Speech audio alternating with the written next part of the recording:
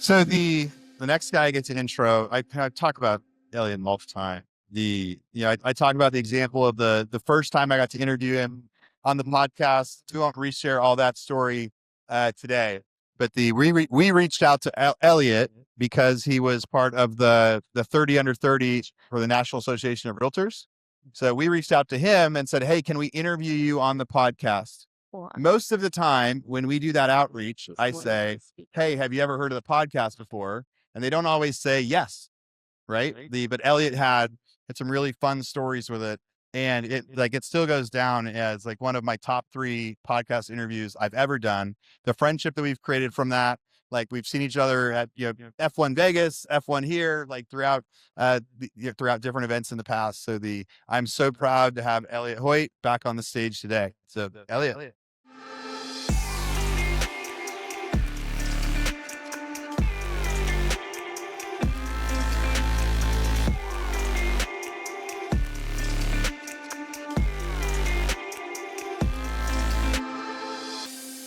Okay, I'm Elliot. I'm Aaron's AI voice on his phone. Just kidding.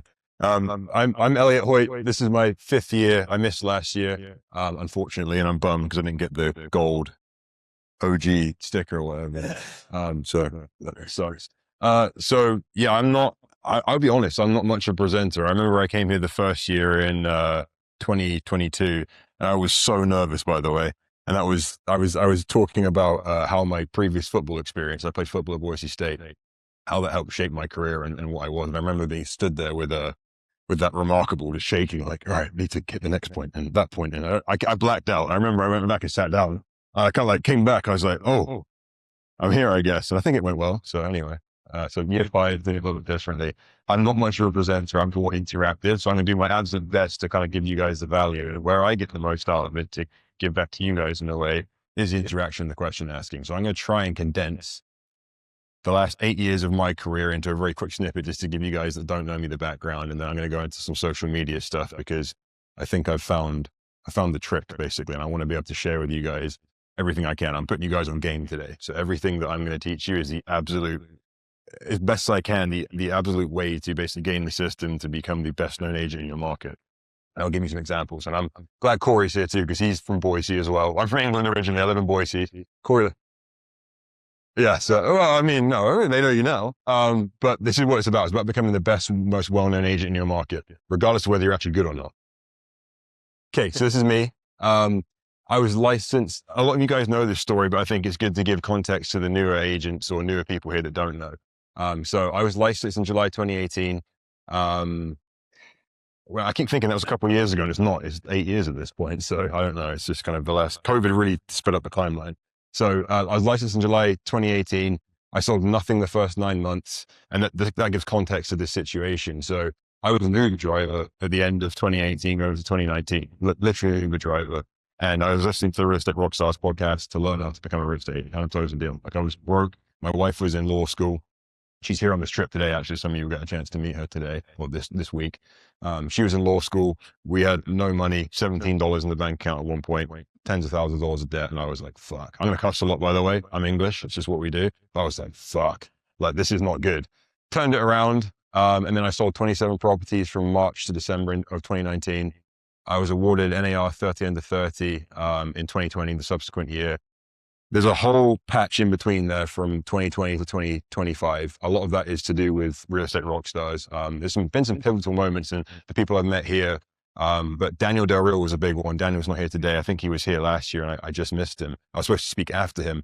That was because of Aaron, his connection with Daniel. That's the reason, in a large part, I'm here today. I spent a week with Daniel down in Modesto, learning how he built out his systems and his team, which inspired me to kind of do my own version of it in a kind of a different way, and really scale. And that was a pivotal moment in my life. Had I not gone through that, I would not be where I'm at today, period. I'm not just saying that to gas it up. This isn't a cult. This is actual work. And I'm seeing guys like Kevin, for example. I remember 3 years ago, was it 4 years ago, whenever I first met Kevin, I remember the conversations like, I don't know if I should do this full time or what I'm doing, bro. And so you get to see, as you come back every year, people go through these different iterations. And I'm just another example of that. But Daniel was the person that I probably owe the most to, beyond Aaron, in just him giving me that gracious time of the week to hang out and go through stuff. I'm careful to offer this. But if any of you guys do want to come to Boise and take a look at what we do, I'd be more than happy to do that. So at some point, whenever you hit me up. Um, so that was my patch between 2020 to 2025. So fast forward now to last year, 2025, I sold 159 properties in 2025. That's while running a brokerage to an extent, running a team, and being a social media influencer as well. It's very doable. I'm not the smartest guy in the room at all. I'm probably in the bottom 10%. I just work hard now to leverage stuff. So if I can do it, I promise you, maybe you guys can do the same thing. So I own my own boutique brokerage called THG Real Estate. We used to be called the Hoyte Group when we were just a team. I changed it to THG because I don't want my name in it, because in my personal opinion, if you put your name in it, they're going to want you. And eventually one day you can't be everywhere. So it's kind of a strategic thing I did years ago. And that was off of Daniel's advice. Daniel was the Del Real Group. And he said, shit, I should not have been the Del Real Group because they call it ass me. So he says, I wish I would have done DRG. I'm like, okay, I'm learning from you. Best thing you can do is learn from other people's mistakes sometimes, I think. So I say mistakes. Daniel was doing way more than me. That's not a mistake. It was just the way stuff went naturally.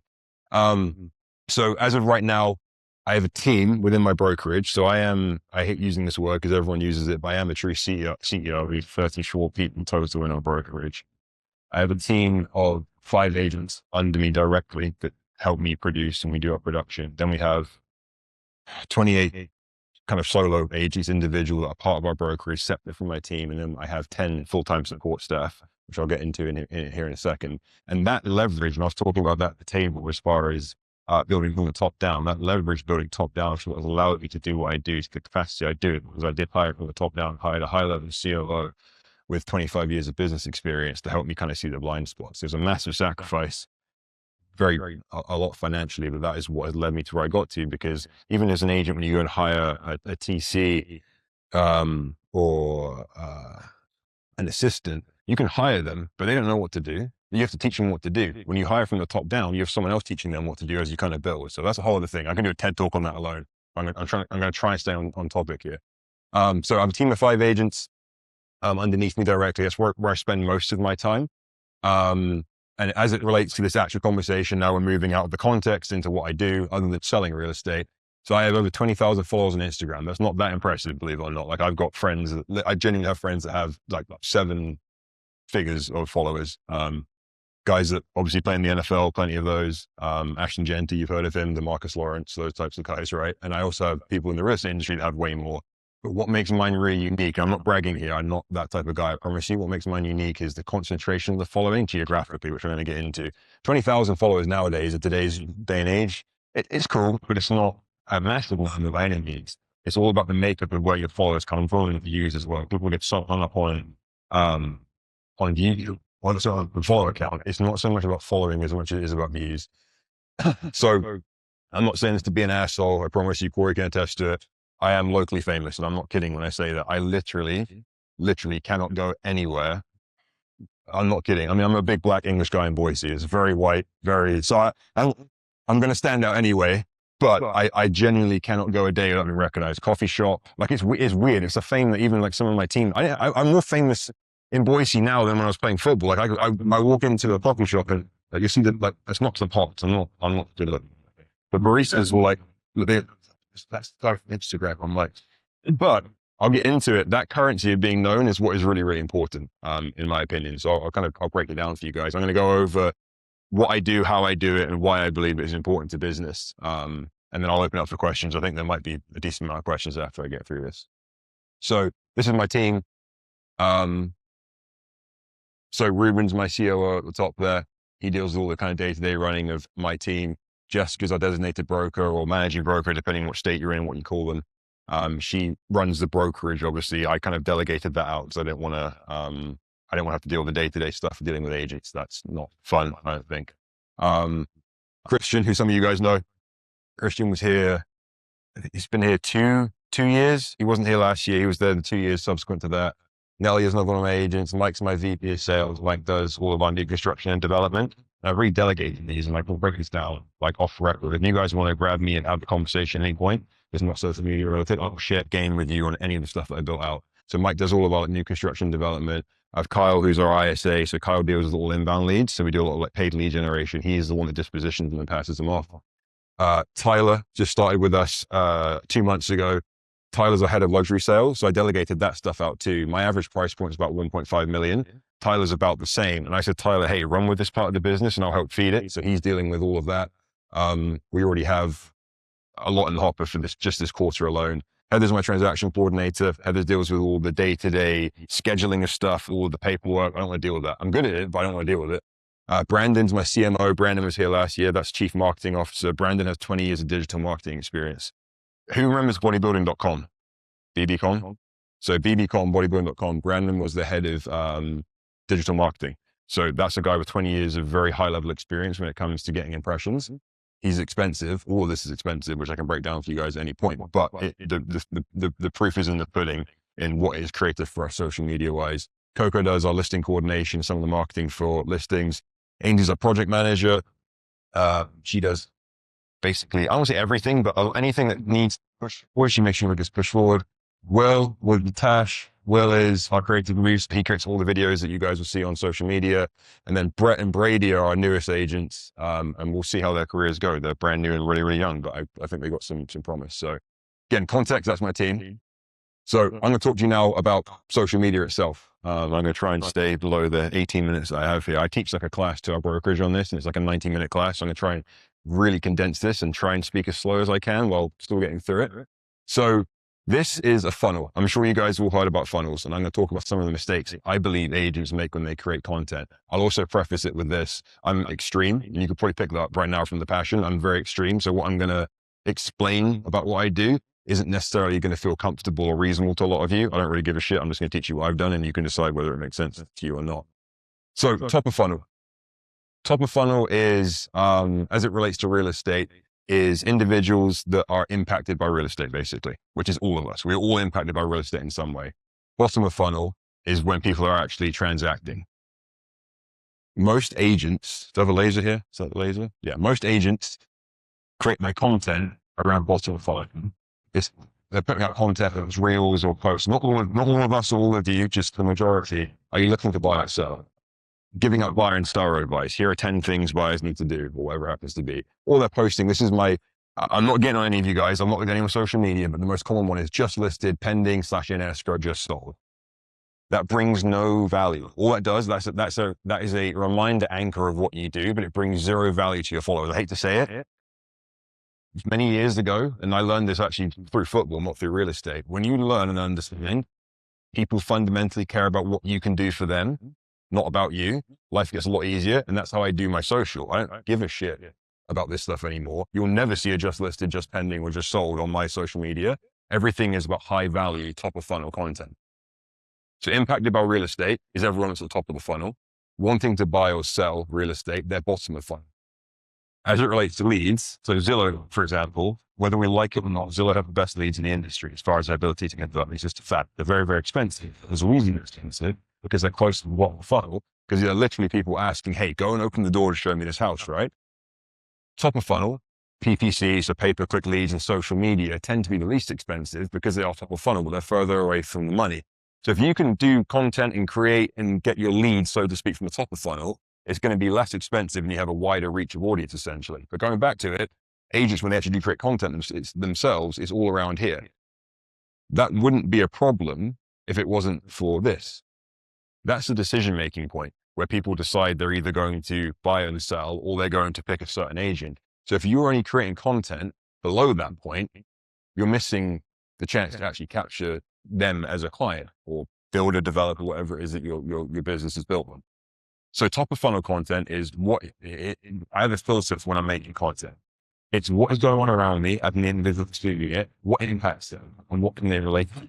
If it doesn't hit those top parts of the market, that filter there, it's unlikely to be in my feed, or at least it's not going to fall within the 70-30 rule, which I'll go over here in a second. The bottom of funnel, we're looking to buy or sell, the buyer seller advice, just depending on all that stuff.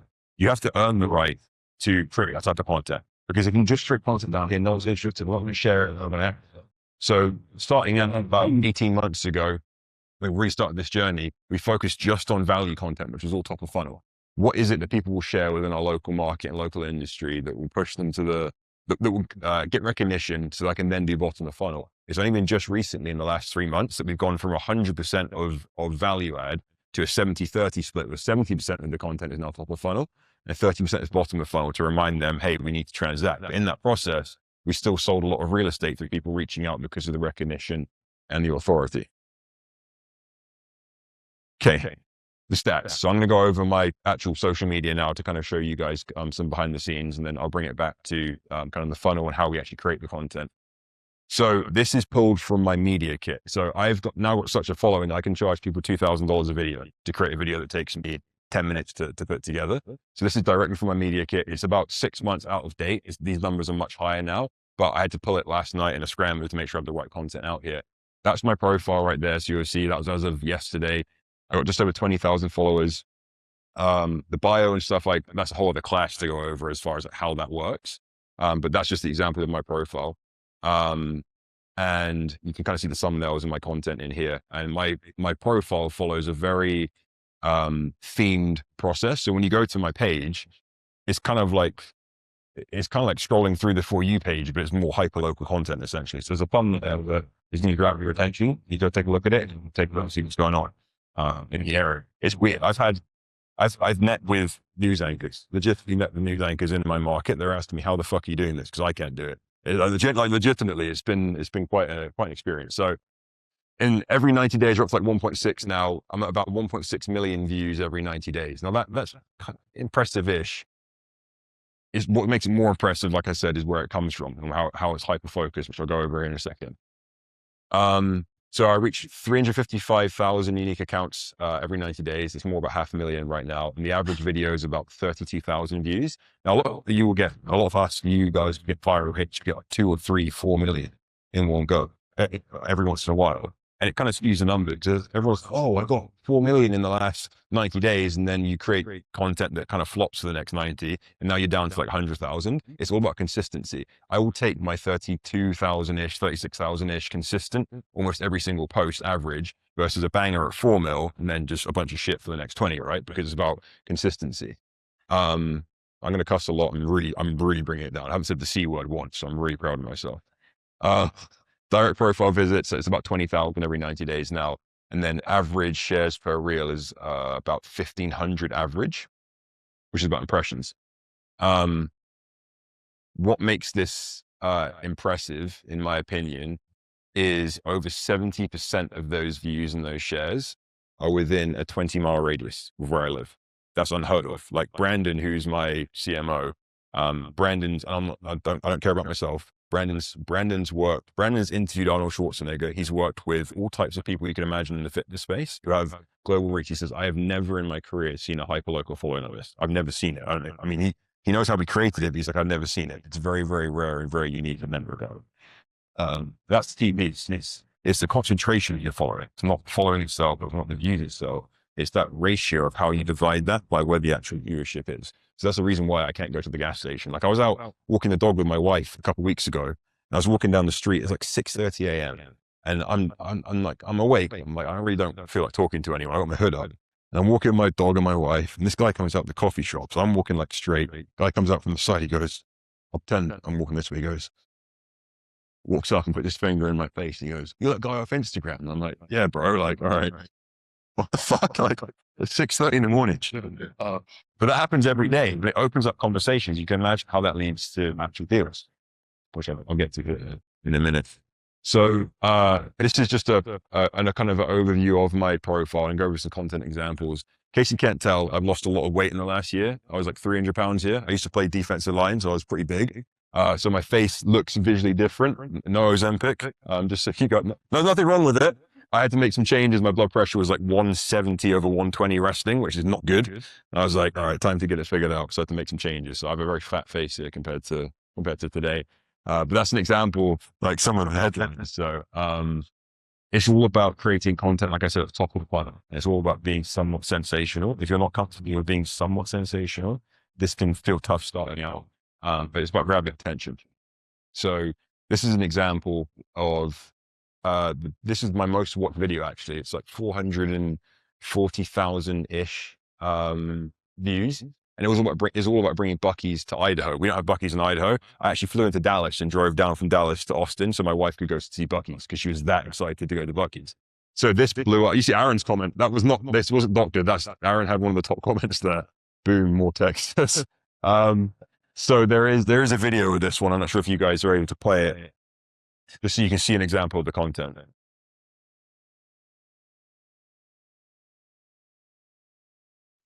Yes, one, yeah. See, according to Boise Dev, Buc-ee's is eyeing a 30-acre site right off of I-84. Hit refresh and it will start again, and then hit play. Got it. Let me get the sound. No, so you're gonna have to, yeah, and then you have to start again. Like, so hit the sound, and then I got this mic here to be ready for this moment. okay. Largest gas stations right here in Idaho. If you've never heard of Buc-ee's, think of it like a mega-sized roadside oasis. Their locations are known for having dozens and dozens of gas pumps, up to 104 in this case, and an absolutely massive store packed with everything from brisket and fudge bars to walls of beef jerky and the cleanest bathrooms you'll probably ever see. According to Boise Dev, Buc-ee's is eyeing a 30-acre site right off of I-84 on Meridian Road. If it goes through, this could be over 74,000 square feet. That's bigger than your average Albertsons grocery store, but dedicated entirely to travelers filling up on gas, snacks, and impulse buys you didn't know you needed. They're projecting to employ up to 225 people and drop millions into the local payroll. So it's definitely an economic boost. Some people say it will be a fun roadside attraction and a big win for travelers who hate dirty bathrooms and lackluster pit stops. Others worry about the gridlock it could create around an already busy interchange. Plus, it's hard to ignore the sheer scale. Is a 74,000 square foot gas station just a symbol of America's bigger is better mindset gone wild? Let me know your thoughts in the comments. And follow me for real estate sets. Yes, as a European, yes, it is. It's insane. My Buc-ee's experience. I walked in, I was just like, what the fuck? It's still actually, I'm releasing a video tomorrow on Friday, which you guys will see if you follow me. It will happen, but they have to redo like the roads. It's going to cost millions to redo the roads to build the infrastructure to bring it. Yeah. But Boise's blowing up to the point where someone will write a check and it will get done. So that's an example of the content. And I'll go over kind of how we put stuff together. It's actually really, really simple. It involves 2 cameras and some editing, believe it or not. It's not as crazy as it might look. Okay. So this is the actual content construction. I've put you on game right here. This is stuff that I'll never even teach. If they do, they'll charge you when to do it. This is the 4 pieces to scripting. So everything I do is off a teleprompter. My first couple of videos I did were horrible because I was just panicky, and Christina will test this. When you get behind a camera for the first time, and how charismatic you are, you just like kind of, you don't know what to do. And they were terrible. But as I learned over the weeks to get better, we went from taking half an hour to 45 minutes to try and film one video. I can now bang out a video every 3 minutes, literally every 3 minutes. So I could, and because it's time sensitive, I can't do this. But if I wanted to, I could create a year's content in a week, literally in a week. But I can't do that because of the level of time sensitivity to stuff. So how I construct the actual script itself, I use ChatGPT for every single script. I do not write my scripts entirely. I use ChatGPT to do it. The hook. So the hook is a very question. We have 3 seconds based on Instagram's algorithm. It's probably less than that by the time we get 5 minutes down the road, because we all consume media so lazily. You have 3 seconds. So what you're saying needs to grab their attention quickly, and they need to look at it and go, that relates to me. I'm interested in that. It's that simple. You don't overthink it. It just needs to be somewhat sensational, but still true at the same time. I'm going to show you some examples of exact instructions for ChatGPT. Then there's the actual info style for the controversy. Give the info, but don't deliver the punchline too soon. You want to keep them engaged for as long as possible. Instagram will reward you for the longer watch time. If you don't get past 3 seconds average, it won't push it at all onto your non-followers, which is where you want to be. But you want to try and get as far into the video as possible before you drop that information, so they watch for longer. I always have a question. You heard I said, hey, is Buc-ee's a good idea as an example of American, whatever it was, gone wrong, right? That's the question to get them thinking and to provoke their thoughts. And then I just explicitly invite their opinion. And I say, hey, what are your thoughts on this? Put in the comments. And then I have the call to action. And you will have heard at the end, I say, follow me for more realistic insights. I use that same call to action, which is a direct call to action, every single time. Unless I'm doing that 30% breakdown, that's me asking more realistic, specific stuff. And that's why I'm telling them exactly what to do. There's transitional call to action and direct calls to action, which I'll go over in a second. Okay, so this is the actual prompt that I type out, like verbatim. Help me with ChatGPT. Help me write a script for a reel with the hook. This is an example of what I did last week. Some HOAs in Idaho could completely disappear if this bill gets passed. You're going to stick around to listen to that if you're affected by an HOA. That's the sensation. The script should be around 250 words. The script should be engaging, informative, and controversial. Then there's optional context builder. So if you want to manually put something in there to say, hey, make sure you touch on this, put it in there, the optional context builder. Then the call to action question should be, are HOAs a good thing or a bad thing? You know that's going to be controversial. People have their opinions. I'm trying to strike a controversy. That's what gets engagement and gets people passing on to their friends. It should start off with, let me post in the comments and follow me for more real estate insights. I use the same call to action every single time. Make sure to give me the script, no pre or post production editing notes or twos. Use the information below and any information you think is appropriate. So great script. Do not directly quote anyone. The script should be constructed in a way that makes the video highly shareable and savable based on Instagram's algorithm. I don't need any subtitles. Please just present your response to the script. It's that simple. That's how I build every script. It takes me 6 hours every month from scripting to filming. That's it. It's 6 hours to create content. I create 18 to 24 videos a month. It takes 6 hours a month. That's nothing. So that's why I have all the time to still do 159 deals in the meantime. And we have now to a system, which I can kind of go over through the questions here. Where we benefit, and I've talked to Christine about this. I actually want to ask you these questions being in broadcast previously. Where we have a benefit as agents is we're not held to journalistic standards at all. Like you cannot be deceptive, but we have a lot more leniency for the information we can push out because we're not held to the same standards. That's why these journalists are asking me, how am I doing this? Because they can't really get away with it. Is the things I'm doing frequently acceptable through some of the net posts. But it gets attention. That's what it's about. It's getting people to see you and share it with their friends. So when they see you out in public, they recognize it. This is the Bucky script. That was exactly when I used the Bucky's. Really, really simple. I just changed that. All right. Evidence. So you want to know, 3 minutes left. Evidence. You want to see this actually works. You want to know that it gets deals done. So last year alone, bear in mind how much work I'm doing. Yes. I'll share it with you if we just email to you. So last year, this sounds really bad. I'm almost a part-time agent at this point, just because of how I delegate stuff in a way. I don't mean that by how I dedicate my life. I do real estate 24/7, but I'm very selective in who I work and how I deal with it.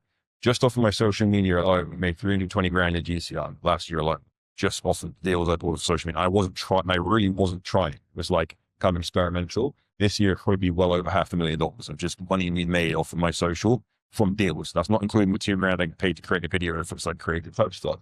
So this is an example of a review. This is one person reached out to me and I found Elliot's page on Instagram looking at the Boise area. I'm so glad I decided to contact THG. He wasn't moved to town in the Christian THG office. I knew it would be a great fit. I literally passed that deal on. That was a $500,000 buyer. They reached out to me. I had a quick back and forth, sent them a buyer questionnaire, passed it on to Christian, met them once, got paid. That's it. Like we talk all the time. How do you build a team to where you can make money and give them the same experience like being you? I made some good money off of that. All I did was create a video. Took me 6 hours and that's the video. It's probably a couple of minutes time. Another one. I recently relocated Boise and found THG for that. I have several over again. This was a text message just the other day. This is somewhat, the videos were in for different price rates. These are videos specifically pertaining to that listing. But the reason they reached out to me was because of social media. And I create a story. I'm very off the cuff. I do not hold back. And I get a lot of abuse on social media. Anyone that is on social media abuse, I get random racial abuse in the comments. I get tough shit. I fucking love it because it means there's engagement. You can say whatever you want. I don't give a shit. I'm probably in a better situation than you. I know 99% of those people would change to me my position in a second. It's like water in a flask fat. She reached out to me because I literally put in a story one time. Someone went off and I was like, fuck you, piece of shit on the story. She said, I reached out to you because that's the type of person I want to work. So don't be afraid to be you. I'll cuss, because it works. Got me a deal. I'm going to get paid next month. So yeah, you need social proof. And I can show you many, many examples. Instagram does make me money. The funniest thing is my first mentor in the business, my very first brokerage, I remember he said to me the first week, I said, this is what I'm going to focus on in my business, on the social media. He goes, don't waste your time. You'll never sell real estate on social media. Now that same fucker is following me and trying to copy the shit I'm doing. So I'm like, all right. Who is the big dog? So key points, just to kind of summarize this, and there's a lot more to it. Just listed, just sold, under contract, in escrow content brings no value. They're just anchoring mechanisms that you remind them of what you're doing. They shouldn't be the only thing you do. Focus on value-driven content wherever you can. What's top of funnel? What's going to make them read it, watch it, look at it, and say, I'm going to share that with a friend. That's my filter. And then run it through the will this be shared filter. Is someone going to share this with someone else? Is it going to be something that is going to be shared with one of my friends to get the face out there? And then transitional calls to action is a keyword. So when anyone says like, comment this and I'll send you this, that's a transitional call to action, which means they're kind of interested, but they're not quite ready to commit yet. The direct call to action is when you actually remind, hey, reach out to me to buy or sell, reach out to me to list, so on and so on. So you kind of change those up depending on where you're at in your kind of market production itself. Ultimately, you're doing this and you're putting the content out there to build authority and recognition. So when you walk into rooms, people already know you and trust you and they want to work with you. I signed a $65 million development representation, which they're going to pay a lot of money, as you can imagine, because of social media. Another one, 32 million because of social media. We've done over 100 million just off of social media. I haven't played it because of the videos that I created. So anyway, go and follow me on Instagram now if you're not already. It's Elliot_Hoyte. I'm pretty active in there, so you can DM me whenever you want. I'm very open to teaching stuff. I'm actually thinking about putting this together into some type of course that actually brings value that people are interested in. So if you want that, DM me because I want to see if it's actually something people would pay for and find use out of it. But there's so much more to it, guys. That was my story in a nutshell. That's what I'm going to do. And if there's any questions, if we have time, yeah, we got time. Well, that was great. Well, Elliot, you are an absolute beast. I remember a couple of years ago, you started really investing in trying to figure this thing out, right? Like you were hiring video guys and you were testing stuff. And there were times when we would check in, you were like, oh, we tried that and we actually wasted a bunch of money on that. And that didn't quite work out right, but I've got this new plan and like, this is what I'm doing. And you've like continued to adjust. So I'm sure a bunch of you guys are going to have things that we just heard for the first time. We've had people tell us about social media a bunch, but there were several things that you said that I've never heard of it like that. I've never thought of it like that. That's like so applicable. So Elliot willing to like share all that stuff that was really hundreds of thousands of dollars of investment, like years in the making, and like the way that he does his data analytics to see what works and what doesn't, like that's really what so much of this is about. Cause there was just so much action packed value there. I love it when people are like super racist to you on there and they call you all sorts of different things. They say like, go back to your own country. And they say like, you're an illegal, like you are getting attacked all the time. And that like, and you kind of triggered people, right? Like you tried to trigger them when you said like, or is this just another example of America building stuff too big? He's intentionally triggering some. So people are like, go America, go back, like go. And he has to remind them like, I'm an American citizen. I play football here. I pay a lot of money in taxes. But like, so my question, or guess is like, for the people that don't follow you yet, like you attack right back, like very graphically, like very big, like you'll tell people to fuck off. Like you have no filter when it comes to like any bad comment you get. Like sometimes I like the bad comments I get and I move on. You take that bad comment, you make a whole nother reel on it, another story on it. Like what's your like thought process behind that? It depends. And I'll split it because sometimes I'll do what you do. And you taught me this years ago. We were talking about this. Sometimes you disagree with them. Like I was talking to Nicole where she's like, yeah, dude, I'm such a piece of shit. Or like, yeah, I should go back to my own country. I'm going to do that. If you pay for the ticket, I'll go. I'll do like sarcastic, stupid shit like that. But yeah, every once in a while, I'll just go off because at the end of the day, like this is philosophical. Motherfuckers aren't used to getting punched in the mouth anymore. People run their mouths and say a bunch of shit. Where I'm from, like, if you're going to say some shit, let's get down. And most of these fuckers won't. Like, I'm sorry, I'm going way off now. I'm not. You're like, I'll see you at Starbucks tomorrow. I'll be at Starbucks. I may be skinnier than I was now, but I will still fuck someone up if I have to. No one's going to run their mouth in public. So you can talk all this shit about go back to your own country or fucking immigrant or any of that stuff. And you're not going to say it to my face. You're not. So I don't really care. And it's just, it allows me to be who I am. I'm very fiercely loyal, sometimes to a fault. I'm very passionate about what I do. And anyone that wants to listen, I'll always listen to their story and I care. And I don't really have 110%. That's all I ever do. So I just fire back and people love it because apparently this old girl, she's like 70. She reached out to me. She's like, hell yeah, you told him to fuck off. I want to work with you. I'm like, great. That's the type of people I want to work with anyway. So yeah, don't try and fit into some box where someone tells you need to be a certain way. Be you and you'll attract the people you want to do business with. So yeah. All right. And then I got time for one other. Great. All right. Two more. Or no, sticking on. Check. I wrote down like 7 questions, so I'm going to turn it into one big running sentence. I'll do it. Just a hack, Aaron. Here, so yeah. I'll do like if you guys are open for it, I'll do like a follow up like Zoom call in a couple of weeks, and you guys can just think questions over. So yeah. So when I was looking at it, I noticed that it just says Elliot _ Hoyte. Yeah.